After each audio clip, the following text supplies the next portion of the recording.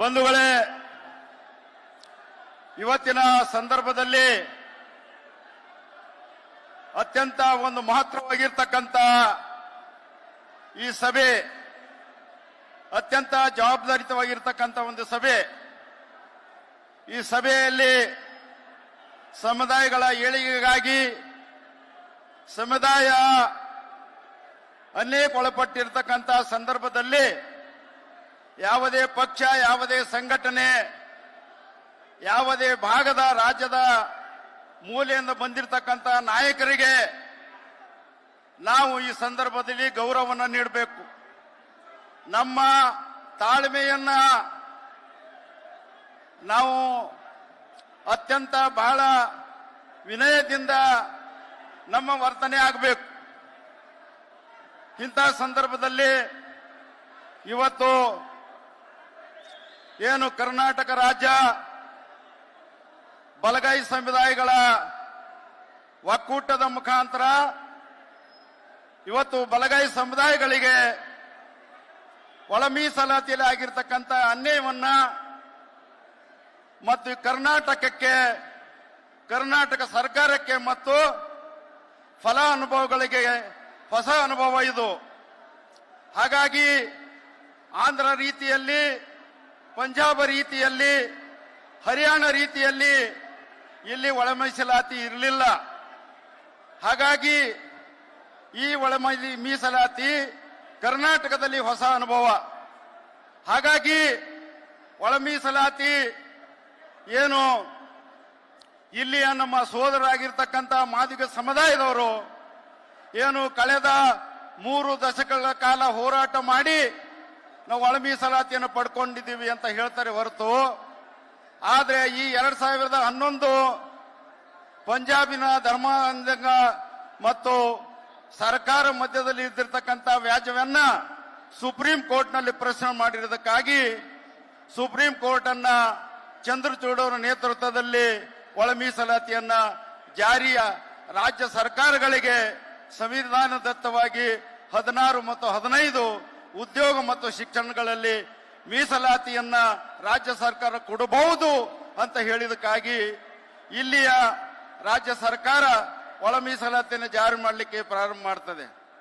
ಅಂತ ಸಂದರ್ಭದಲ್ಲಿ ವಿಶೇಷವಾಗಿ ಕೆಲವು ಜಿಲ್ಲೆಗಳು, ಮೈಸೂರು ಜಿಲ್ಲೆ ಮತ್ತು ಗುಲ್ಬರ್ಗ ಜಿಲ್ಲೆ, ಬೀದರ್ ಜಿಲ್ಲೆಗಳಲ್ಲಿ ಅನೇಕ ಜಿಲ್ಲೆಗಳಲ್ಲಿ ಜಾಗೃತಿಯನ್ನು ಮೂಡ್ತು. ಒಳ ಮೀಸಲಾತಿ ಬಂದಿದೆ. ಒಳ ಮೀಸಲಾತಿ ಸಂದರ್ಭದಲ್ಲಿ ಮನೆಗೆ ಎಲ್ಲ ಗಣತಿದಾರರು ಬರ್ತಾರೆ. ಅವರೆಲ್ಲನೂ ಕೂಡ ತಾವು ಎಲ್ಲ ಒಂದು ಮಾಹಿತಿಯನ್ನ ನೀಡಬೇಕು ಅಂತ ಹೇಳಿರ್ತಕ್ಕಂಥ ಜಾಗೃತಿಯನ್ನು ಮಾಡಲಿಕ್ಕೆ ಅನೇಕ ದೊಡ್ಡ ಕಾರ್ಯಕ್ರಮಗಳು ಕೂಡ ಮಾಡಿದ ಉಂಟು. ಹಾಗಾಗಿ ಅಷ್ಟು ಮಾಡಿದ್ರು ಕೂಡ ಸಂದರ್ಭದಲ್ಲಿ ನಮ್ಮದು ಕೂಡ ಅದರಲ್ಲಿ 25% ಇರ್ತಕ್ಕಂಥ ನಮ್ಮ ಜನರ ಲೇಜಿ ಮತ್ತು ನೆಗ್ಲೆಕ್ಟ್ ಮಾಡಿರ್ತಕ್ಕಂಥದನ್ನು ಕೂಡ ನಾವು ಸತ್ಯವನ್ನು ಒಪ್ಕೊಳ್ಬೇಕಾಗ್ತದೆ. ಹಾಗಾಗಿ ನಾಗ್ ಮೋಹನ್ ದಾಸ್ ಅವರ ಕೊಟ್ಟಿರ್ತಕ್ಕಂಥ ವರದಿ ಸಮರ್ಪಕನೂ ಅಲ್ಲ, ವೈಜ್ಞಾನಿಕವೂ ಅಲ್ಲ ಅಂತಕ್ಕಂಥ ಒಂದು ವಿಚಾರ ಈ ಸಂದರ್ಭದಲ್ಲಿ ನಾವೇನು ಬಂದಿದ್ದೀವಿ. ತಾತ್ವಿಕ ನಾವು ಒಪ್ಕೊಂಡ್ರು ಕೂಡ ನನ್ನ ಒಂದು 40 ವರ್ಷಗಳ ಹೋರಾಟದಲ್ಲಿ ನನಗೆ ಒಂದು ಹೊಸ ಅನುಭವ ಕಂಡಿರ್ತಕ್ಕಂಥದ್ದು. ಯಾವತ್ತು ಮೀಸಲಾತಿ ರಿಸರ್ವೇಶನ್ ನಲ್ಲಿ ಟಚಬಲ್ಸ್ ಸಮುದಾಯಗಳು ಬಂದು ಆವತ್ತಿನಿಂದ ನಿಜವಾಗಿ ಏನಂತಂದ್ರ ಅಸ್ಪೃಶ್ಯರಾಗಿರ್ತಕ್ಕಂಥ ಸಮುದಾಯಗಳಿಗೆ ಅನ್ಯಾಯ ಆಗ್ತಾನೆ ಬಂದಿದೆ. ಎಲ್ಲ ಉದ್ಯೋಗಗಳನ್ನ, ರಾಜಕೀಯ ಮೀಸಲಾತಿಗಳನ್ನು ಕೂಡ ಶಿವಪಾಲವಾಗಿ ಕರ್ನಾಟಕದಲ್ಲಿ ಗುಲ್ಬರ್ಗ ಮತ್ತು ಬೀದರ್ ಬೇರೆ ಬೇರೆ ಕಡೆಗಳನ್ನು ಕೂಡ ಅವರ ಸಿಂಹಪಾಲಾಗಿದೆ. ಹಾಗಾಗಿ ಇವತ್ತು ಒಳ ಮೀಸಲಾತಿಗೆ ಬದ್ಧತೆ ಹೊಂದಿರತಕ್ಕಂಥ ಸರ್ಕಾರಗಳು ಇವತ್ತು ವೈಜ್ಞಾನಿಕರಣವಾಗಿ ಒಳ ಮೀಸಲಾತಿ ಮಾಡಬೇಕು ಅಂತ ಹೇಳಿ ಈಗ ಪ್ರಾಸ್ತಾವಿಕವಾಗಿ ಭಾಷಣ ಮಾಡಿರ್ತಕ್ಕಂಥ ನಮ್ಮ ನಿವೃತ್ತ IAS ಅಧಿಕಾರಿಯಾಗಿರ್ತಕ್ಕಂಥ ಸಿದ್ದಯ್ಯ ಅವರು ಮತ್ತು ನಮ್ಮ ಚಂದ್ರಶೇಖರ್ ಅವರು ಕೂಡ ಅನೇಕ ಮಾರ್ಮಿಕವಾಗಿರ್ತಕ್ಕಂಥ ವಿಚಾರಗಳನ್ನು ಹೇಳಿದ್ದಾರೆ. ಇಂಥ ಒಂದು ಸಂದರ್ಭದಲ್ಲಿ ನಾವು ಇಲ್ಲಿ ಇವತ್ತು ಏನು ಒಳ ಮೀಸಲಾತಿ ಸಂದರ್ಭದಲ್ಲಿ ನಮಗಾಗಿರ್ತಕ್ಕಂಥ ಅನ್ಯಾಯವನ್ನ ಸರಿಪಡಿಸಲಿಕ್ಕೆ ನಾವು ಸೇರಿದ್ದೇವೆ ಹೊರತು ಯಾರ ಮೇಲೆ ಮುಂಡೆ ಹೊಡಿಲಿಕ್ಕೆ ಮತ್ತು ಶಕ್ತಿ ತೋರಿಸಲಿಕ್ಕೆ ಅಲ್ಲ, ಅಥವಾ ಯಾವ ಸರ್ಕಾರ ವಿರುದ್ಧನೂ ಕೂಡ ಅಲ್ಲ. ಆದ್ರೆ ನಮ್ಮ ಸಂಘಟನೆ ಇರ್ತಕ್ಕಂಥದ್ದು ನಮಗಾಗಿರ್ತಕ್ಕಂಥ ಅನ್ಯಾಯವನ್ನ ಸರಿಪಡಿಸಲಿಕ್ಕಾಗಿ ಇವತ್ತು ಸರ್ಕಾರ ಮುಂದೆ ಮತ್ತು ಸಮಾಜ ಮುಂದೆ ಇವತ್ತು ನಾವು ಬಂದು ನಿಂತಿದ್ದೀವಿ. ಇಂಥ ಒಂದು ಸಂದರ್ಭದಲ್ಲಿ ವೈಜ್ಞಾನಿಕೀಕರಣವಾಗಿ ಏನು ನಾಗಮೋಹನ್ ದಾಸ್ ಅವರು ಕೊಟ್ಟಿರ್ತಕ್ಕಂಥ ವರದಿಯಲ್ಲಿ ಅನೇಕ 90% ಲೋಪದೋಷಗಳನ್ನು ಇವೆ ಅಂತೇಳಿ ಸಿದ್ದಯ್ಯವರು ಮಾರ್ಮಿಕವಾಗಿ ಕೆಲವೊಂದು ಅಂಕಿ ಸಂಖ್ಯೆಗಳ ಮುಖಾಂತರ ಇಲ್ಲಿ ಹೇಳಿದ್ದಾರೆ.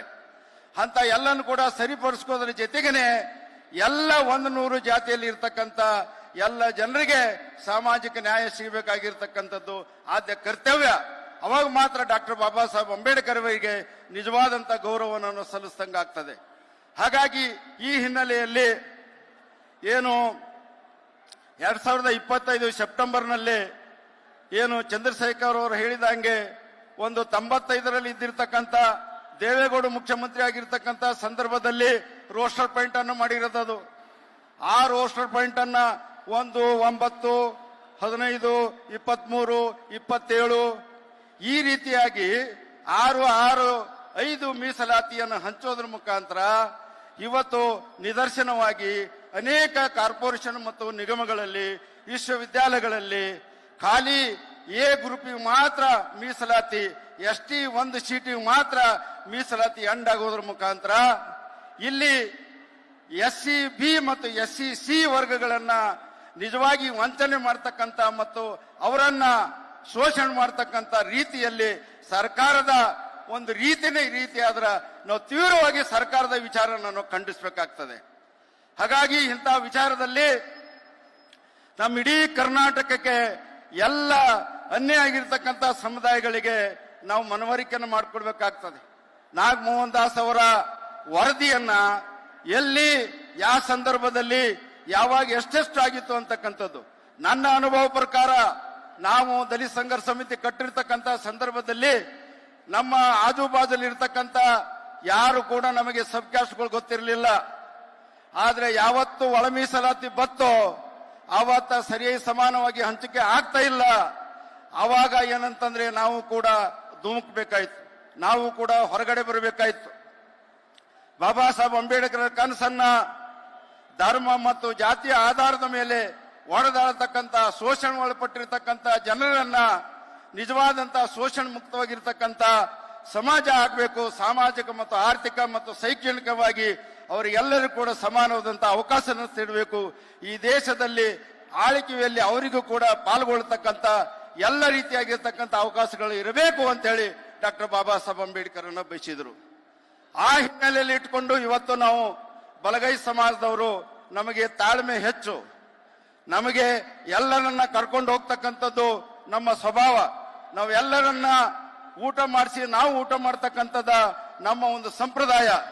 ಹಾಗೆ ಡಾಕ್ಟರ್ ಬಾಬಾ ಸಾಹೇಬ್ ಅಂಬೇಡ್ಕರ್ ಅವರು ನಮಗೆ ಹೇಳಿಕೊಟ್ಟಿರ್ತಕ್ಕಂಥ ಒಂದು ನೀತಿ, ಅವರು ಒಂದು ನಮಗೆ ಹಾಕೊಟ್ಟಿರ್ತಕ್ಕಂಥ ಪಾಠ.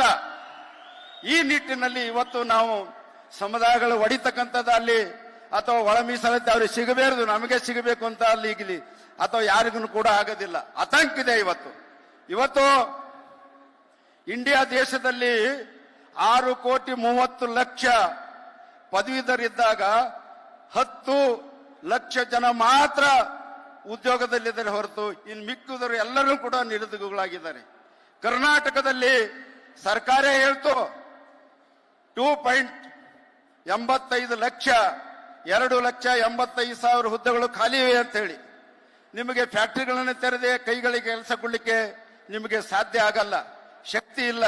ಕನಿಷ್ಠ ಪಕ್ಷ ರಾಜ್ಯ ಸರ್ಕಾರ ಸಿದ್ದರಾಮಯ್ಯ ಸರ್ಕಾರ 2,85,000 ಹುದ್ದೆಗಳಾದ್ರೂ ಕೂಡ ತುಂಬದ್ರ ಮುಖಾಂತರ ಅದರಲ್ಲಿ ನಮಗೆ 50% SC ST ಮತ್ತು ಎಲ್ಲ OBCಗಳಿಗೆ ಬ್ಯಾಕ್ವರ್ಡ್ಸ್ಗಳಿಗೆ 50% ಅದರಲ್ಲಿ ಮೀಸಲಾತಿ ಬರ್ತದೆ. ಆ ಕಾರಣಕ್ಕಾಗಿ ಈಗ 6-6-5 ಮೀಸಲಾತಿ ಈಗ ಕೋರ್ಟ್ನಲ್ಲಿ ಇರೋದ್ರಿಂದ ಅದನ್ನ ಜಾರಿ ಮಾಡಲಿಕ್ಕೆ ಅಸಾಧ್ಯದ ಮಾತು. ಹಾಗಾಗಿ ಒಳ ಮೀಸಲಾತಿ ಬೇಕು ಅಂದ್ರೆ ಕೋರ್ಟು ಏನು ತೀರ್ಪು ಕೊಡದ ಅದನ್ನ ತಾಳ್ಕೋಬೇಕು, ಅಥವಾ ಕೋರ್ಟು ಅಲ್ಲದೆ 9 ಶೆಡ್ಯೂಲ್ದಲ್ಲಿ ಹಾಕಿದ್ರೆ ನಾವು ಬಚಾವ್ ಆಗ್ತವಿ ಅಂತಕ್ಕಂಥದ್ದನ್ನು ಮಾರ್ಗನ್ನ ನಾವು ನೋಡಬೇಕು. ಅವೆರಡೂ ಇಲ್ಲದೆ ಹೋದ್ರೆ ಒಳ ಮೀಸಲಾತಿಯನ್ನ ಇರಲಾರದಂತ ಹಳೆ ಮೀಸಲಾತಿಯನ್ನ ನಾವು ಜಾರಿಗೆ ತರಬೇಕು. ಇಂದಿರಾ ಸಾನಿ ಕೇಸ್ ಪ್ರಕಾರ 50% ನಾವು ಮೀಸಲಾತಿ ಮೀರಬಾರ್ದು. ನಮ್ಮ ದೇಶದ ಎಫಿಷಿಯನ್ಸಿಗೆ ಧಕ್ಕೆ ಬರಬಾರದು ಅನ್ನೋ ಕಾರಣಕ್ಕಾಗಿ ಆಗಿನ ಸಂದರ್ಭದಲ್ಲಿ ಯಾರಿಗಾದರೂ ಮೀಸಲಾತಿ ಅನ್ಯಾಯಕ್ಕೊಳಗಾಗಿದ್ದಂತ ಅವ್ರು ಕೊಟ್ಕೊಳ್ಳಿ, ಆದ್ರೆ ಮೀಸಲಾತಿ ಕೊಡ್ತಕ್ಕಂತ ಸಂದರ್ಭದಲ್ಲಿ ದೇಶದ ಎಫಿಷಿಯನ್ಸಿಗೆ ಧಕ್ಕೆ ಆಗಲಾರದ ರೀತಿಯಲ್ಲಿ ತಾವು ಕೂಡ 50 ಮೀರಬಾರದು ಅನ್ನೋಕ್ಕೋಸ್ಕರವಾಗಿ ಎಸ್ಸಿಗೆ 15, ಎಸ್ಟಿಗೆ 3 ಮತ್ತು ಬ್ಯಾಕ್ವರ್ಡ್ಸ್ಗೆ 32% ಸೀಟು, ಅವರಿಗೆ ಇವೆಲ್ಲ ಸೇರಿಸಿ 50% ಮೀಸಲಾತಿಯನ್ನು ಕೊಟ್ಟಿರ್ತಕ್ಕಂಥದ್ರಲ್ಲೇ ಒಳ ಮೀಸಲಾತಿ ಇರಲಾರದೆ 54,000 ಹುದ್ದೆಗಳನ್ನ ತುಂಬತಕ್ಕಂಥ ಸಂದರ್ಭದಲ್ಲಿ ಜಾರಿಯಾದಿ ನಿರುದ್ಯೋಗಿ ಆಗಿರ್ತಕ್ಕಂಥ ಜನರ ಕೈಗಳಿಗೆ ಕೆಲಸ ನೀಡಿ ಅಂತಕ್ಕಂಥ ಈ ಸಂದರ್ಭದಲ್ಲಿ ನಾವು ಹೇಳಬೇಕಾಗ್ತದೆ. ಹಾಗಾಗಿ ಇವತ್ತು ಅನ್ಸೈಂಟಿಫಿಕ್ ಆಗಿರ್ತಕ್ಕಂಥ ಏನು ರೋಸ್ಟರ್ ಪಾಯಿಂಟ್ ಇತ್ತು, ಚಂದ್ರಶೇಖರ್ ಅವರು ಹೇಳಿದ್ರು. ಅನ್ಸೈಂಟಿಫಿಕ್ ಆಗಿರ್ತಕ್ಕಂಥ ಮೀಸಲಾತಿ backwards category 1, category 2A, category 2B, category 3A, category 3B ಇವಕ್ಕೆಲ್ಲನೂ ಕೂಡ ಅವ್ರವ್ರ ಕ್ಯಾಸ್ಟ್ ಬೇರೆ ಇದ್ದದಕ್ಕಾಗಿ ಕ್ಯಾಟಗರಿ 1, ಕ್ಯಾಟಗರಿ 2, 3 ಕೊಟ್ಟಿದ್ರಲ್ಲ, ಅವರಿಗೆಲ್ಲರ ಟೋಟಲ್ ಏನಂತ ಕರೀತೀರಿ? ಬ್ಯಾಕ್ವರ್ಡ್ಸ್ ಅಂತ ಕರೀತೀರಿ.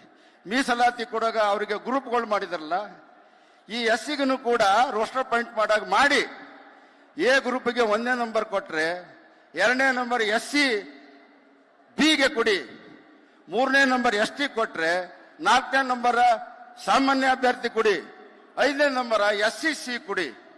ಹಾಗಾಗಿ ನೀವು ಯಾವಾಗ ವೈಜ್ಞಾನಿಕವಾಗಿ ಒಳ ಮೀಸಲಾತಿಯನ್ನ ನಮ್ಮ ಕರ್ನಾಟಕ ಸರ್ಕಾರ ಏನು ಜಾರಿ ಮಾಡ್ತದೋ ಆ ಜಾರಿ ಮಾಡ್ತಕ್ಕಂಥ ಸಂದರ್ಭದಲ್ಲಿ ಈ ವೈಜ್ಞಾನಿಕವಾಗಿರ್ತಕ್ಕಂಥ ಪಾಯಿಂಟ್ಗಳನ್ನ ಗುರುತಿಸೋದ್ರ ಮುಖಾಂತರ ನೀವು ಮಹಾ ದೊಡ್ಡದಾಗಿರ್ತಕ್ಕಂಥ ಸಮುದಾಯ, ಈ ಸಮುದಾಯಕ್ಕೆ ತಾವು ಸಾಮಾಜಿಕ ನ್ಯಾಯವನ್ನು ಒದಗಿಸ್ಕೊಡ್ತಕ್ಕಂಥ ಕೆಲಸ ಸರ್ಕಾರಗಳಿಂದ ಆಗಬೇಕು ಅಂತಕ್ಕಂಥ ಈ ಸಂದರ್ಭದಲ್ಲಿ ಹೇಳಿ, ನಾವು ಇವತ್ತಿನ ಸಂದರ್ಭದಲ್ಲಿ ನಾವು ಇನ್ನೂ ಕೂಡ ಹೆಚ್ಚು ಮನವರಿಕೆ ಆಗಬೇಕು. ನಾವು ಇನ್ನೂ ಮೋಹನ್ ದಾಸ್ ವರದಿಯನ್ನ ಎಷ್ಟು ಅಂಕಿ ಸಂಖ್ಯೆಗಳನ್ನ ಏನು ಆಗಿದೆ ಅಂತಕ್ಕಂಥದ್ದು ಲೋಪ್ಸ್ ಅಂತಕ್ಕಂಥದ್ದು ಎಲ್ಲ ಜನರಿಗೂ ಕೂಡ ಮನವರಿಕೆ ಆಗಬೇಕು. ಈಗ ವಿಶ್ವಾಸ ಮೇಲೆ ಬಂದಿರತಕ್ಕಂಥದ್ದು ನಾಡಿನ ಎಲ್ಲ ಜನ ಜ್ಞಾನ ಪ್ರಕಾಶ್ ಸ್ವಾಮೀಜಿಯವರು ನೇತೃತ್ವದಲ್ಲಿ ಅವರ ವಿಶ್ವಾಸ ಮೇಲೆ ನಮಗಾಗಿರ್ತಕ್ಕಂಥ ನೋವನ್ನ ನಾವು ಏನಂತಂದ್ರೆ ಇಲ್ಲಿ ಹೇಳ್ಕೊಳ್ತಕ್ಕಂಥ ಒಂದು ವೇದಿಕೆ ಆಗ್ತಾ ಇದೆ. ನ್ಯಾಯ ಪಡೀಲಿಕ್ಕೆ ಹೋಗೋಣ ಅಂತಕ್ಕಂಥದ್ದು ವಿಚಾರನ ಇಟ್ಕೊಂಡು ಬಂದಿರತಕ್ಕಂಥ ಮಹಾ ದೊಡ್ಡ ಸಮುದಾಯ, ಇವತ್ತು ಲಕ್ಷಾಂತರ ಜನರು ಸೇರಿರ್ತಕ್ಕಂಥ ಈ ಸಮುದಾಯವನ್ನ ಒಗ್ಗಟ್ಟಾಗಿರಬೇಕು. ನಮ್ಮ ಉದ್ದೇಶ ಶೋಷಣ ಮುಕ್ತವಾಗಿರ್ತಕ್ಕಂಥ ಹಸಿವು ಮತ್ತು ಅಸ್ಪೃಶ್ಯತೆ ಇರಲಾರ್ದಂತ ಸಮಾಜ ಆಗಬೇಕು. ಎಲ್ಲರಿಗೂ ಕೂಡ ಸಾಮಾಜಿಕ ನ್ಯಾಯ ಸಿಗಬೇಕು.